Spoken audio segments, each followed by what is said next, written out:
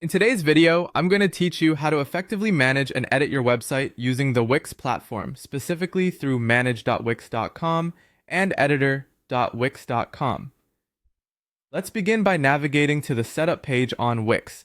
Once you're on the Wix homepage, you'll need to log into your account and then look for the dashboard link, which will take you directly to your site management page.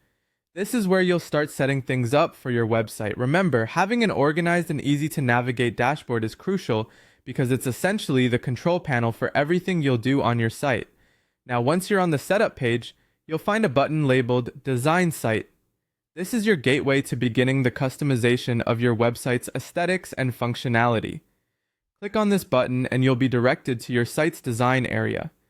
Here, you can start tailoring the look and feel of your site to match your brand or personal style. A quick tip: take some time to explore the different templates and features available, as this will give you a better idea of how you can bring your vision to life. After entering the design area, the next step is to click on Portfolio. This section is particularly useful if you're showcasing a collection of works, which is often vital for personal branding or business purposes. Your portfolio page can serve as a dynamic gallery that highlights your projects, showcasing your best work in a professional manner. Moving along, you'll need to click on Manage Pages. This is a critical step as it allows you to create, delete, and organize the pages on your website. Think of this as structuring the spine of your website. This feature lets you reorder pages to create a logical flow, which is important for user experience.